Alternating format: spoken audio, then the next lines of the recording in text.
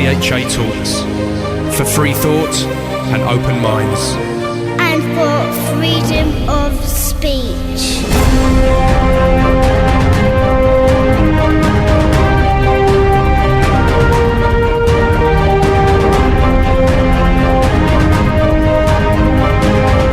Hello, I'm Paul Obitelli and welcome to another edition of THA Talks, the alternative podcast show from the UK. Our talks include news, conspiracies, spirituality, the occult, science, history, art, philosophy, religion, and much more. If you'd like to check out our full archive, just go to www.thatalks.com to listen to or to download all our free content. And if there's anyone who'd like to contact us and give us some feedback, or you'd like to recommend a guest for the show, you can email us info@thatalks.com.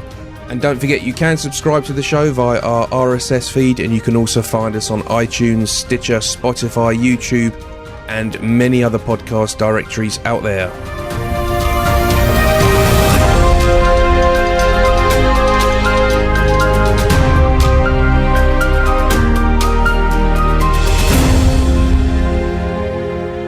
Hello, welcome back everyone. Thanks for joining me again. Yes, it's been a while, and I will make no secret of it. You know, I've been struggling to put some shows up here, as the sparse catalogue for this year has shown. It's not for the want of trying. You know, I've just been really busy at the moment with other commitments and work and just general life, and that's just making it difficult for me to commit as much to this podcast as I'd like to, and as I have done in the past. But I'm still keeping my faith on it, and I think, you know, sometimes life falls into place and allows you to do things. And I'm anticipating that will be the case, and I'll be rolling out a lot more content. I've got a lot of guests that have said they'll come on the show and stuff, and I've just got to sort of crack on and do it and get some good content up here again for you guys and for myself, because I enjoy doing it. So if you enjoy the show, keep the faith. You know, if it was to come to an end, you'd be the first to know, and I'll be very open about it. So hopefully, as the year unfolds, I'll be able to commit more to it and do more with it, because it's been a big part of my life over the last few years, and I'd like it to continue that way. To get the show back on the road, we're going to be welcoming back Rev David Parry, who lots to update. With this crazy world we're living at the moment, it's just endless things to discuss and to ponder over. We'll also be welcoming back Daniele to the show and finding out about TED X Lambeth 2020. It's been a year already, I know. So without any further ado, Mr. Reverend David Parry, how you doing? What you cocker? What, Mr. Reverend, sir, Reverend. What's wrong with the Mr.? I'm not a mere Mister anymore. Is that bad English, or is it just? No, it's just generally confusing, my dear. It's just generally confusing. How have you been? How are you in these strange times? Well, I mean, it's strange times they are. I mean, it's almost like the veil's been lifted, isn't it, in a way? And it's just a case of what people think of it. That's how it feels to me. Yeah. I mean, I can't believe it's September. Yeah, it has gone really quick, actually. Obviously, I think it could be because of the lockdown. People are kind of waiting for it to finish, so they've kind of ushered the year along. But then again, normally that would make it seem longer, wouldn't it? It's kind of, it's been a very strange year. I look back at when the virus first kicked off, and it actually seems like quite a while ago. It's very, very strange times we're living in, and obviously controversial. From my position, I just think that the way that, I mean, people are talking about our liberties. I think the way that they've restricted our liberties has been really bad, because it hasn't. I mean, if I ask you to put yourself out for me, I say, listen, David, I'm really sorry. I'm going to have to ask you to do this just for a few weeks, because I need to sort this out. And please understand. But it's been a bit more. You're going to have to do this. You know what I mean? It's kind of, people think, well, how long is this going on for? And there's a bit of that going on, and I think that's what's agitating a lot of people at the moment. Well, I mean, the complete ineptitude of the present British government is nearly staggering. Yeah. I mean, also the comedy element here gets worse and worse with absolute and complete brainwashing. I mean, was it the BBC? Boris Johnson was on a programme recently where somebody said, well, speaking as a libertarian, Boris, you know, you're joking. Yeah. The man's never been a libertarian. He never will be. He doesn't understand the concept of a free and open society. And he wants some sort of traditional Britain that never really existed. Apart from the fact he's always missing at the moment after his near-death experience, you can't. He never says anything worth listening to anymore. Yeah. Prime Minister, do your job. Do your job. Where are you? Do your job. No, I think the whole thing's a travesty, Paul. I had an interesting thing because I got so fed up of listening to the media, the mainstream media, that is. That I threw myself into music podcasts just to get away from the whole sort of circus of it all. And there was once I went on YouTube, and this was around the time I think he was announcing that we all had to wear the face mask or some sort of announcement like that. And because I hadn't watched it for a while, I suddenly saw the change in him, that he seemed much more stressed and serious. And I don't mean just because he was a bit tired or something, and it almost like it could have been that word in his ear, I don't know, but it just seemed a different aura. I mean, I know he's not to everyone's taste anyway, but he's always been at least quite bubbly and just kind of almost like quite difficult to take things too seriously, but he just seemed, there was an aura around him where it just seemed, this is serious now, he's serious, for what that's worth, but it was something I noticed quite a lot. Well, the whole political territory's changed. I mean, I think he always had himself down as one of the great British prime ministers. I mean, let's face it, he fought tooth and claw to get into that position, which I think is unseemly. But, that's just me. I suppose I'm old school in so many ways. All right, and now you are prime minister and push has come to shove. What are you doing? Yeah. You're not Winston Churchill. You're not leading from the front. You're letting everybody.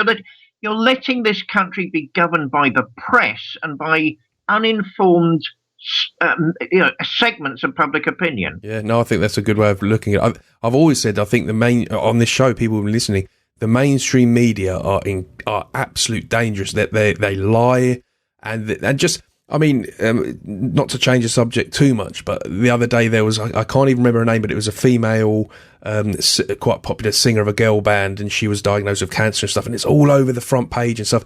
And I kind of just looked at that, and that summed the mainstream media up to me. It's like, why is that front page news? I mean, okay, someone's, let them have their cancer in peace and quiet. There's just no decency in the media. When we're just so used to it. We're so used to it. It's like, oh, and that's another front page. But when you really study them, they're just so immoral. And I think that is the worst thing that's happened to this country. And I agree with you. I think the government, the pressure they get from the mainstream media, it's a constant knife to the throat, because they can, we know on this show ourselves from the Hope Not Hate nonsense they posted a few years back. If you have enough money and power and media attention, you can create people's image for them. You can character assassinate anyone. And we're seeing that power now with this virus. It's terrorism. People are absolutely some people are petrified of this stuff. They literally do not want to leave the house. Well, let me wear my pastor's cap for a minute, Paul. I mean, it's been a stressful time if you're clergy, if you've got a vocation, because there are lots of vulnerable and lots of old people in Clapham. It's not just gay city US of A. There are lots of vulnerable people and people with serious health problems for all sorts of reasons, focused and concentrated in this area for demographic reasons, for historical reasons, yada, yada, yada, yada.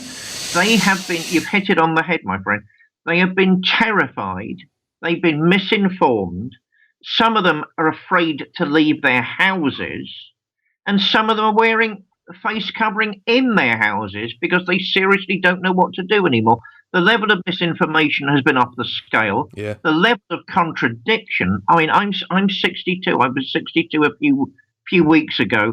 I have never known anything like it in my life. It is clear political manipulation, and I've never ever seen anything so blatant. I don't know why people aren't taking to the streets and openly rebelling, because I feel like doing it.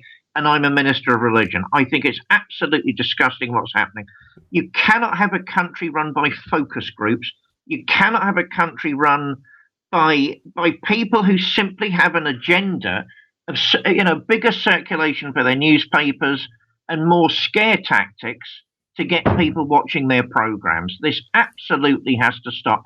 I really am beginning to wonder if there's not something a lot more sinister hiding underneath, because it looks that way. For the first time, I'm beginning to think in conspiratorial terms because it looks like there's a bigger agenda. Yeah. You know, I mean, I don't want to start going down David Icke lizard territory, but my God, I mean, you know, I mean, you're the conspiracy boy on this program, Paul. I never was, but you know, so let's meet each other halfway. To me, it looks like some sort of corporation's takeover bid. But who owns the corporations? You know, the Chinese are getting increasing power, by which I mean financial and social, which of course leads to political power. We'll have the Chinese dominating what's left of our high streets if this continues. And that is not desirable. Mm. Yeah, no, I agree with you. I just would add to, when you mentioned about people should be taken to the streets, there was that protest last Saturday with David Icke and Piers Corbyn, Jeremy Corbyn's brother, the better half, in my opinion. Basically, there was a good, I don't know exact numbers, but it looked there was a good few thousand people there. I think Piers, Sadiq Khan had Piers arrested. I think he sometimes, that whole conspiracy David Icke thing, it can sometimes throw too much wacky stuff out there, but this was a good rally. And I think it showed there is, it's the same thing. I think the majority of the people out there, when I've wondered about and I've spoken to people, most people roll their eyes and think, what is all this about? But it's the silent majority. I think people fear, they fear the government, they fear the media, and that's the problem we're seeing at the moment. I don't think people fear the virus. I think they fear the establishment because they've seen the extent they'll go. It's the same with these Black Lives Matter rights. It's blatantly funded by these same people to disrupt the society we got at the moment. It's got nothing to do with racism or Black Lives Matter. It's a political movement to cause problems and trying to cause division and more problems. And people see the power from this and they're just kind of submitting to it. And I think they need to sort of stick their chest out and think, you know, don't submit. Is that we've got the numbers.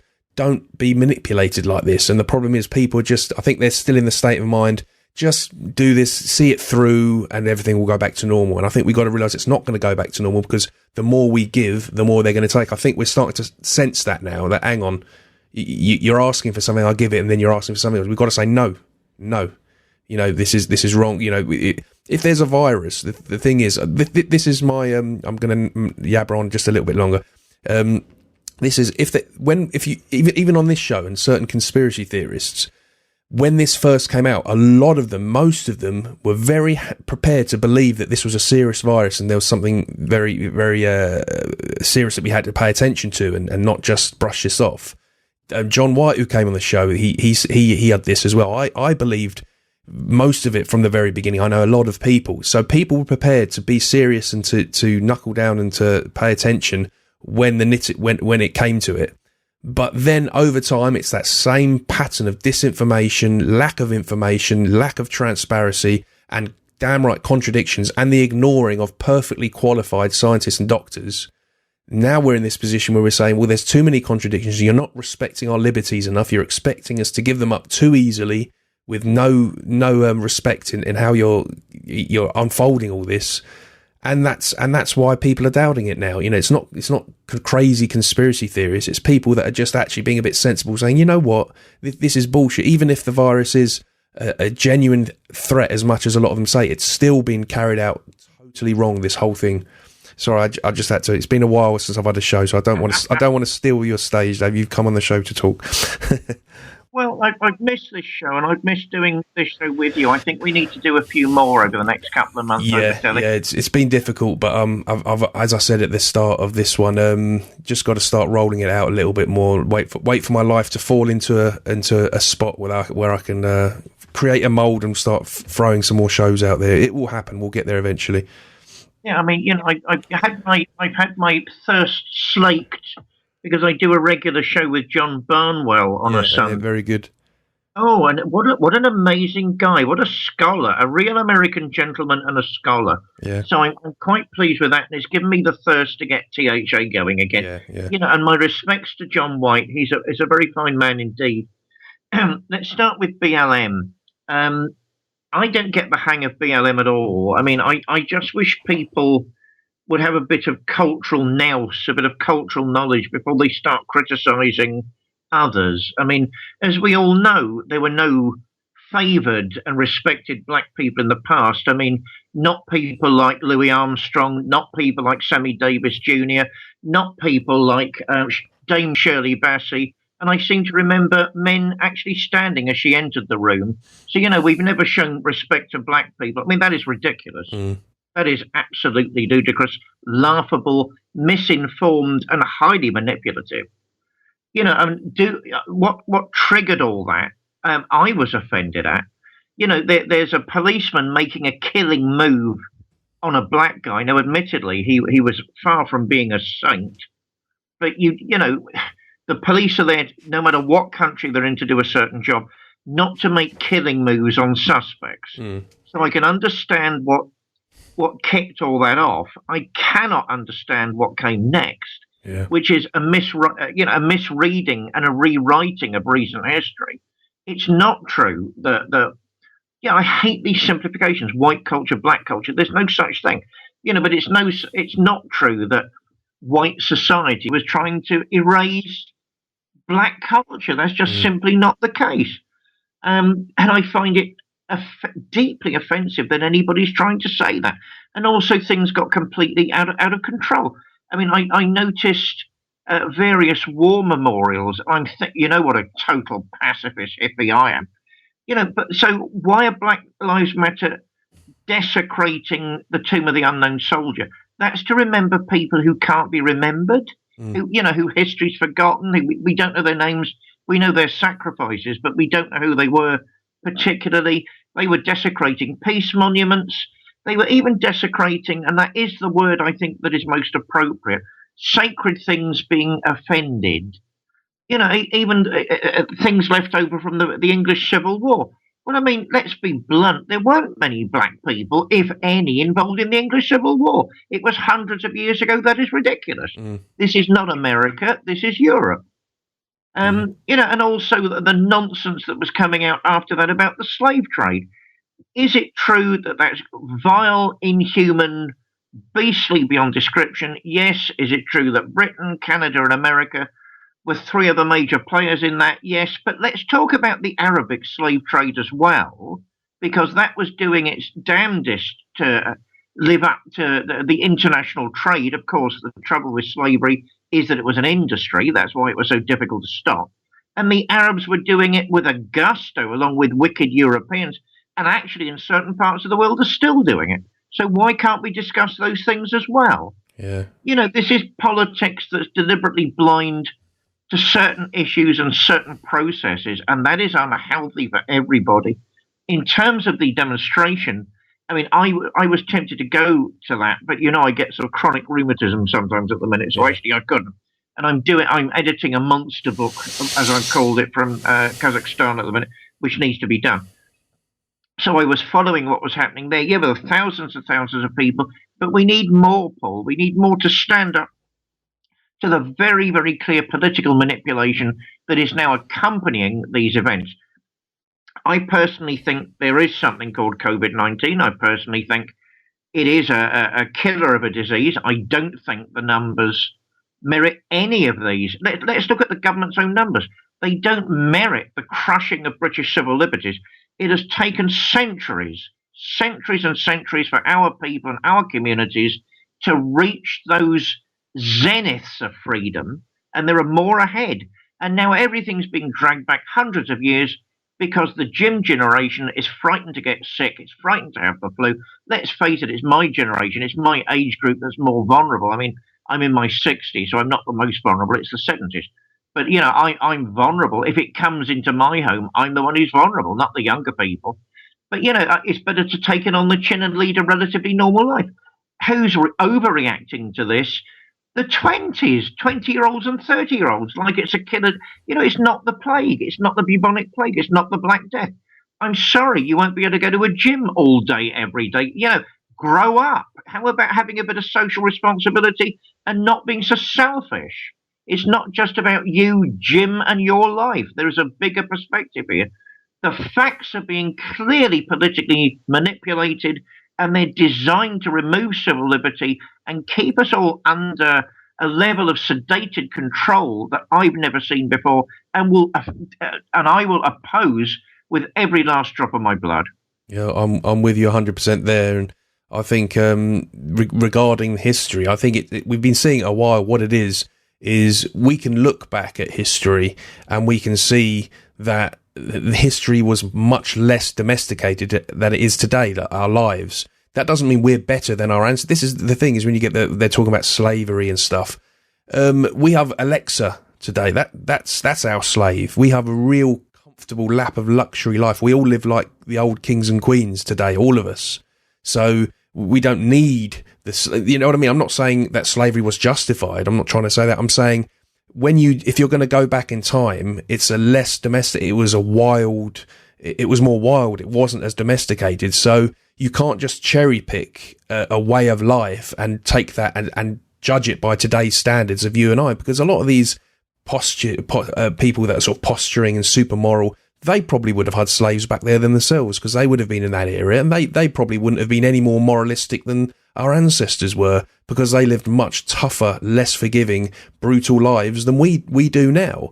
So it's like they're just cherry picking these moments in history, and this, be it whether it's the Arabic slave trade, the European, and all over the world, because it was all over the world. It's just the rest of the world didn't have an empire, so it wasn't as built up and as successful, but they still had slavery and no workers' rights. That's slavery for a start, anyway. You know, what right, if you haven't got rights as a worker, what are you?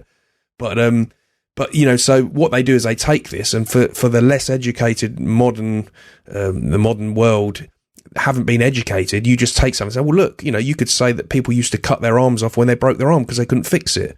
You know, you could look at that and think, what a horrible doctor to do that. But those were the times. And that's how they're provoking all this division and stuff, because they're not educating on the whole of history. They're just sort of telling people off in the past. Well, look at how they lived. Look at, you know, war was happening all the time. Life expectancy was much lower. Everything was more brutal. And if you're going to attack the slave trade that the British were involved in, you have to look at the whole planet that was involved in slavery. So why are we even talking about it? It's done. We ended it. It's finished. No one's a slave in the West anymore. And if there was slavery here, it would be massive news. It would be absolutely outrageous that there was slavery in Britain. That's how far we've come. You know, so I thought I'd throw that in. Oh God, united we stand, divided we fall, overturning. Where do I go with all of that? I mean, I'm not at my most eloquent self at the moment because I've just had a bit of bad news before coming on air. So no. I hope you and our listeners will forgive me. Not disastrous news, but a bit of bad news. You know, that COVID-19 catches up with us all in a number of guises. Slavery. I mean, in the past, it was a fact of life. What upsets certain people, I think me included, is that the West turned it into an industry. Yeah. You know, if we look back at our tribal ancestors, we all come from a tribal past. If you take the Romans, I mean, they were proud of their military power. They weren't really considering themselves as, you know, are we good, caring, sharing human 17th century liberals? Because none of that existed. That's not how they thought. So I completely agree with you on that. And yeah, our ancestors are much more brutish and blunt than us. I completely agree with that. I think what worries some people is that the Europeans, and not just the Europeans, turned it into an industry, but so did the Arabs. You know, and two rights never make a wrong. So I'm not saying that, but you know, if we're going to apportion blame, let's not make it ethnically based blame, particularly when that's uninformed, and other cultures are still doing it. Because that leads to further hatred, further division, further misunderstanding. And, you know, you end up in this sort of whirlpool of misunderstanding, which is very, very easy to control politically. So we're back to where we started, Paul. Something is going on. I think most people know that the COVID crisis is being manipulated. I think most people know that at the back of their minds. I think they feel it. I agree. But, you know, it amazes me that more people aren't standing up and saying, excuse me, enough's enough, because this cannot continue. And we must do that, because they're still trying to see how far they can go. This is not, I hate to agree with most of the lefties I know. Yes, I know some lefties, and some of them are good friends. You know, I hate to agree with them, that this is such an atypical Tory government, but I'm actually beginning to, because this isn't one party, one nation conservatism. We're all in this together, aren't we, lads? We're all British. This is something else, and it's pushing a pan-continental agenda which is aimed at controlling humanity. I mean, that's not. I mean, I'm not a Tory, but that's not Toryism as I've ever understood it before, and that really must be opposed. Yeah, well, we've talked about how people have been brainwashed to hate their nationalism, hate their identity in the West, and all that. And what we're basically seeing now is it's gone to the point with all this that people are hating freedom. We're literally seeing people hate people for expressing freedom, for going down the beach and enjoying the sun and fresh air.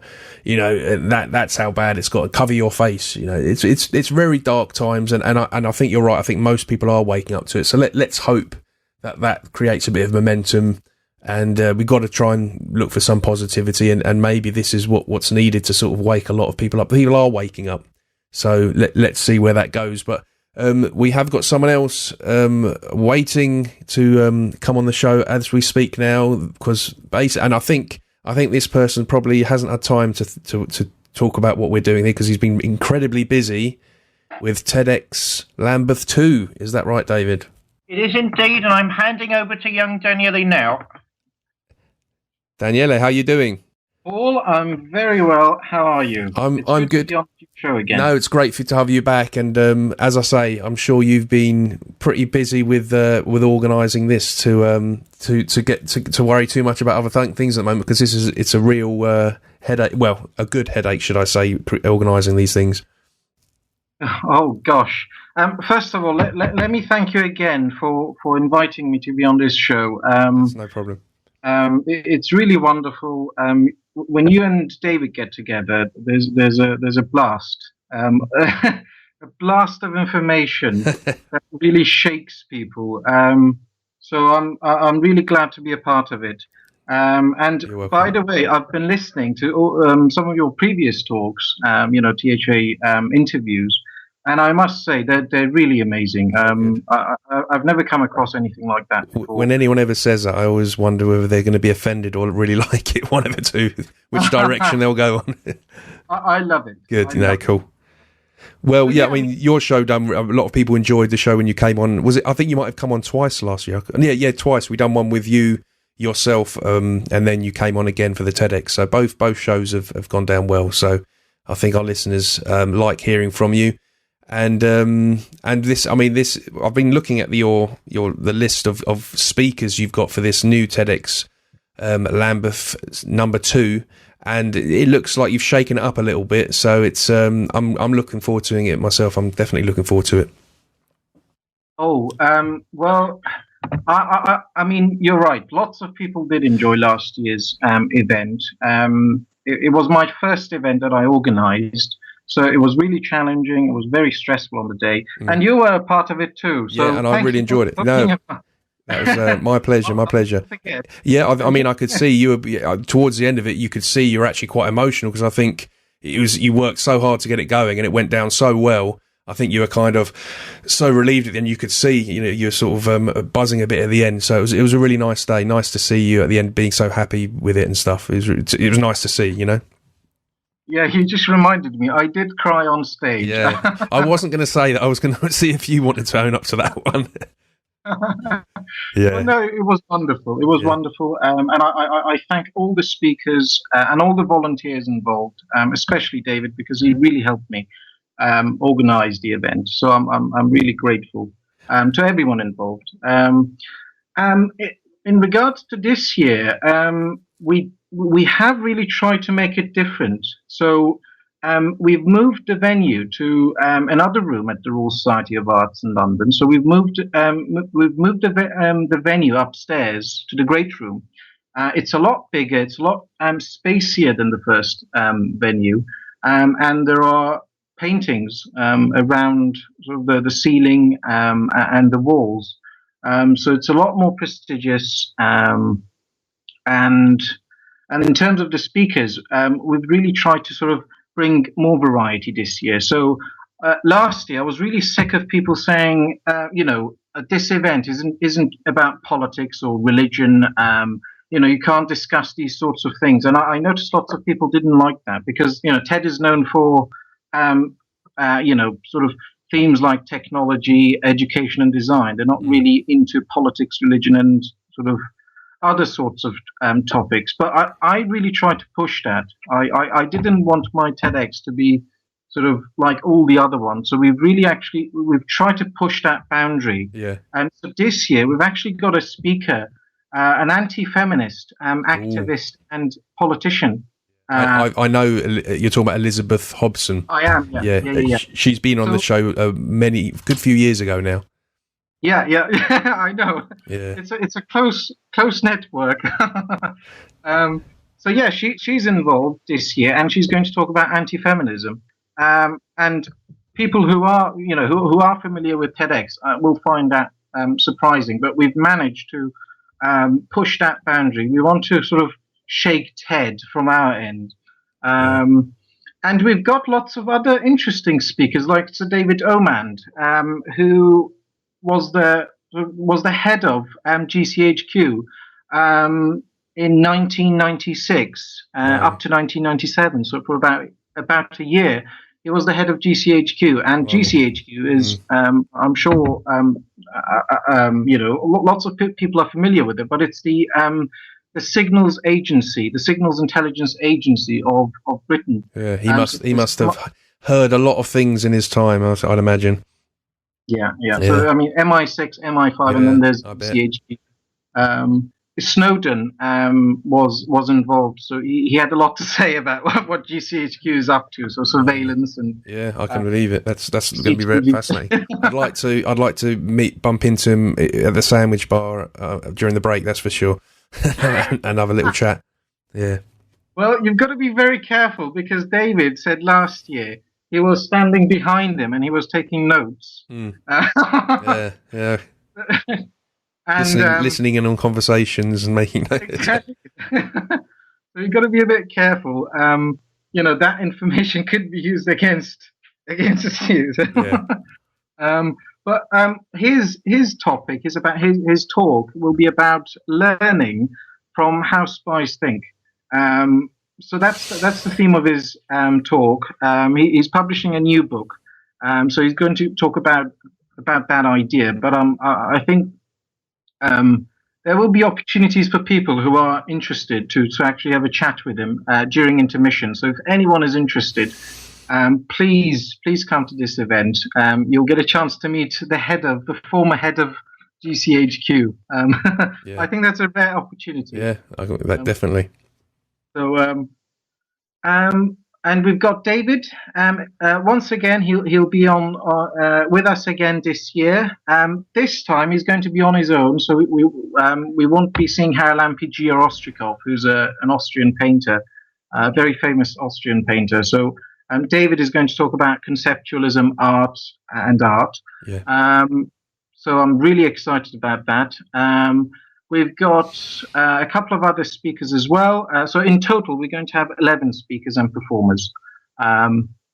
We've got John Allison, who's a fellow of the Royal Geographical Society, and he was also a former counter-terrorist expert. He was in the intelligence corps of the British Army. Oh, right. So he's one of our speakers as well. He's going to talk about sort of overcoming obstacles during this time of crisis, basically, during this pandemic. So how do we overcome obstacles? He's going to talk about the 6 months that he spent in his stealth camper van after retiring from the British Army. So that's the topic of his talk. So I'm really looking forward to his talk as well. We've got performances as well. Jerry Skins and Julia Mondro are returning once again. They're going to perform on stage live. Their performance is about women during the Russian Revolution. Oh. So it's very political, strangely enough. Yeah, no, but I think that you've basically just, because life's too political at the moment. You know what I mean? As long as I suppose, as long as you keep it balanced and you go too far with it, then I think you're doing the right thing, really. Because I think everyone listening, it's very difficult not to be interested in politics at the moment because there's just so much of it in our lives. It's been pushed under our nose. So I think you've done the right thing. To be honest, I think it's gives thumbs up from me anyway. Oh, thank you, Paul. I mean, I think there's a lot of demand from the public to focus on politics. I mean, David once said that 90% of what he talks is religion and politics, and I agree with that. So it's a good crowd you get at these TEDx things. So it's not like people with bigoted opinions and all this and that. It's a speaker. You listen, and everyone moves on to the next speaker, and everyone gets their say. And then you can have a chat in the bar afterwards with who you want to find out more from. It was a very nice atmosphere last time, so I think it's a good environment to do that in. Yeah. And this year, obviously, because of the government's guidelines, there will be mechanisms in place to make sure that people are safe and sort of. Even though I'm very skeptical because. Yeah. Government guidelines are changing every day, so I'm really skeptical about the way things are going. But so to assure people, even though me and Dave's big rant at the start of the show, we respect there are a lot of concerned people, and TEDx respects that, and they'll be following the guidelines to assure everyone's following the recommendations and stuff. So anyone out there that's nervous, you don't need to worry about this TEDx talk because they'll be doing what they should be doing. Yeah, and there will be refreshments as well. Tea, cake, and coffee. We're also going to have goodie bags once again, so there'll be special gifts. Lovely. I don't want to say what they are because that's obviously. I want people on their toes. You've got to have some surprises. Yeah. But. Let me mention a couple of other speakers as well. One of them actually is Stuart Pearce, who's been on your show before. Fascinating. Who used to help Margaret Thatcher and I think Princess Diana as well, and how they speak and stuff. So he's worked with some very, very famous people. Gosh, yeah. I mean, he's such an interesting guy. I had a Zoom meeting with him a couple of weeks ago about the TED X Lambeth event, and he's really very flexible. He's got different voices. If you look at his website, he's got the corporate voice, he's got the theatrical voice, and the spiritual voice. So a very interesting guy. He's going to talk about his experiences, or his coaching of Princess Diana, because he was her voice coach, I think. So he's going to talk about that during the event. We've also got Kapil Gupta, who is a guru, a relationship guru. He's going to talk about men's interpersonal skills. And the interesting thing about Kapil's talk is actually the disinformation that's going around at the moment. So he's going to talk about posters, like fashion statements that people see on posters and advertisements. And he's very critical of it. He thinks that that's sort of shaping our image of what we should be as individuals. So I'm very interested to hear what he's going to say about sort of brainwashing that's going on through advertisements and how we can deal with it. I think lots of people are interested to know sort of ways and techniques to deal with these sorts of the brainwashing that goes on through advertisements. So I'm really interested to hear what he has to say. Yeah. We've also got Baktigul Makanbetova. She's a Central Asian literary agent. So she's an agent for Kazakh writers, poets, and authors. She's going to fly over from Kazakhstan to speak about national values, because she feels that people around the world are sort of losing their national identity. Oh yeah. So she's actually going to talk about, bring her sort of experience from Central Asia to give us a different perspective about how we can preserve our humanity through national values, which is once again a political sort of subject. Oh, actually, quite controversial at the moment. I mean, having said that, I think it's interesting that she's come from Central Asia and she has these views. I think from sort of the Western point of view, we sometimes don't realise that a lot of the world outside of the West think that way. It's very normal to think that. Over here, it's a little bit it sounds like a controversial subject, but it actually isn't. It's quite normal to a lot of people out there beyond the Western world, and like yourself, I'm sure you've experienced and seen that from someone that's come to the country as well. So I'll be looking forward to that one. Yeah. I mean, as you know, Kazakhstan was under the influence of the Soviet Union, and they were sort of the regime in the Soviet Union had total control over what they did. So and that had detrimental effects in Central Asia. So I mean, they had they tested atomic bombs and nuclear sort of weapons in Central Asia without their knowledge, without consulting the government authorities in Central Asia. So there are lots of issues that's going on deep within. But we're also going to have fun stuff on the day. So we have Borja Catanesi. He's a guitarist and street performer. So he'll be performing his sort of music on stage, Afrobeat to be specific. This wasn't the chap the last time that was doing the tin drum, the handpan. Yeah, was that the same guy? No. So this is a different person. They look like each other. Yeah, look, because I did wonder if it was the same guy. Yeah, okay, so this is someone different. Okay, cool. Yeah. I mean, the other one was Gabriele. Oh gosh, what was it? I forgot his name. Yeah. But Gabriele, Borja Catanesi is the guitarist this year. Yeah. Well, I mean, last year it was great. He with the Tim Jones, brilliant. So that was why it got my attention. But I'm sure this chap will do a good job as well. I'll be interested to check it out. He's equally good. And to be honest, last year when Gabriele started to play, I couldn't resist smiling for 5 minutes. It was a nice touch. It was a nice touch. Sort of broke the whole day up a little bit because it was something different as well. So it was really good. Yeah.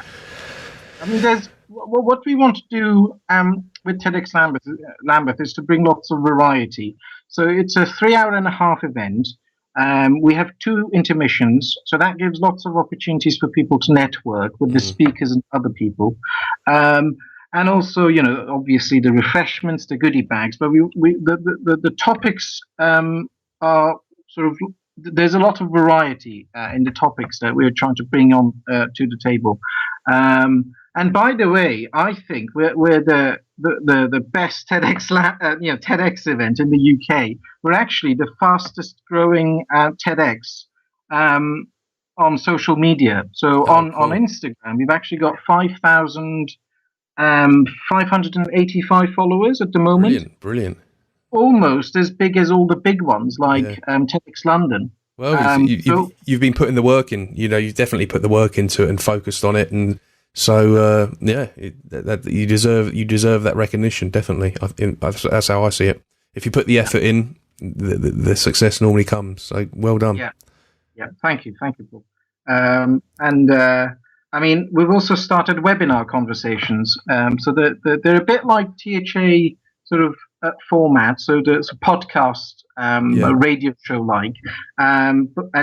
What we do through these conversations is to bring previous speakers to sort of join us once again and talk about what they've done since their talk in TEDx Lambeth, and sort of go beyond headlines. We wanted to sort of see what they have to say from their point of view about what's going on in the world at the moment. So that's something, a new development from TEDx Lambeth. We're also planning to have TEDx Lambeth circles. So that's where people sort of join in a circle and discuss ideas. So anyone, the audience members, can actually sort of discuss an idea that they think is worth sharing. So what we do is watch a TED talk together, and then sort of we open the circle to everyone to join and sort of share what they think about what's going on. And I think that's a good way of sort of inviting people to join in, to discuss. And I think that's very important for rational reasons. Yeah, building it as more of a community than just an event, so that sounds, and that's a good thing, because one person might go to one of your events and years later would be one of the big speakers at it for certain things they've done and been inspired by certain other speakers, and it makes it all very interesting. I mean, exactly. I think having a community is very important with TEDx. I mean, we're not just going to stop this year. We're actually trying to extend TEDx Lambeth beyond 2020. We're already planning next year's event in October. Yeah. We're also planning salons, TEDx Lambeth salons. They're going to be smaller events, but we're still going to follow the same format as the main event. So have sort of speakers on stage who will talk about 10 to 15 minutes about one idea. So we're going to have 3 of those next year. Whoever gets one of our more expensive tickets will actually get a chance to go to these events for free. So VIP tickets can go to 3 salons for free.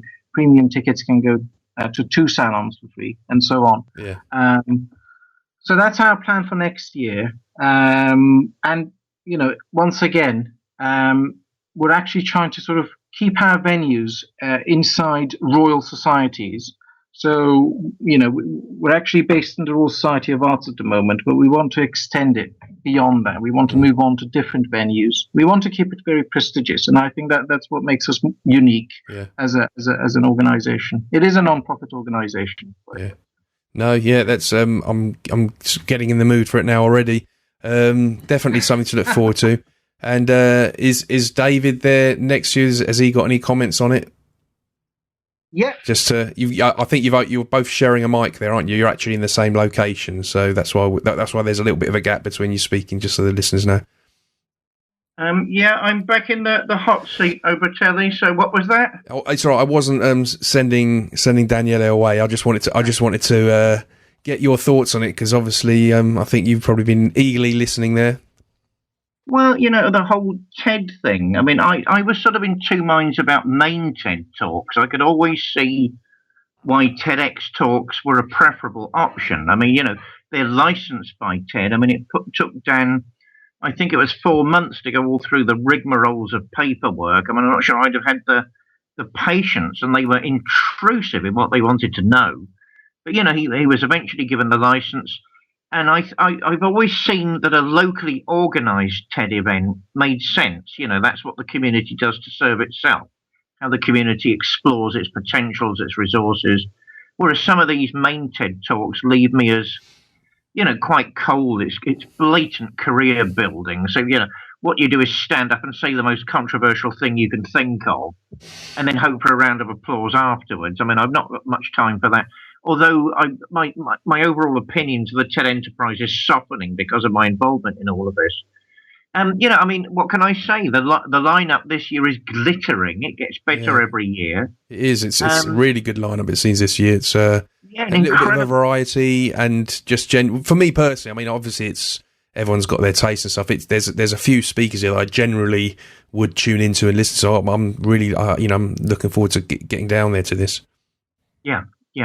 I mean, we're serving afternoon tea like last year. It's in the spectacular upper hall. I mean, I can't remember what they call it. Great room, I think, with all the paintings, around the around the walls. I mean, wonderful acoustics. My only trouble when we went down there the other day was the stage area, because of course when we were in the auditorium there was a built-in stage area last year, so nothing to worry about. But they put a rather sort of makeshift stage area upstairs, and so I was walking around it trying to hear if I could hear any creaks and groans from the wood. But no, I mean, overall it fits together, and the atmosphere is charged upstairs. It's exciting, it's vital, and it gives an air of, we actually are trying to do something and not just talk. It is based around talks, but we have meaning, we have purpose, we have value, we have determination, and we're really trying to make a go of ideas worth spreading. So I think it's very, very exciting indeed. Great. All right. Well, we are pressing that time. So if we could have Daniele back on the mic. I'll give him the seat again. Cheers. Just wanted to give Daniele the chance to sort of let our listeners know how they can get tickets, if they're on sale now, and so on, just to sort of round it up. Yeah. Thank you, Paul. And by the way, I just want to say something about for those interested for those interested in what we're actually doing deep within, sort of our underlying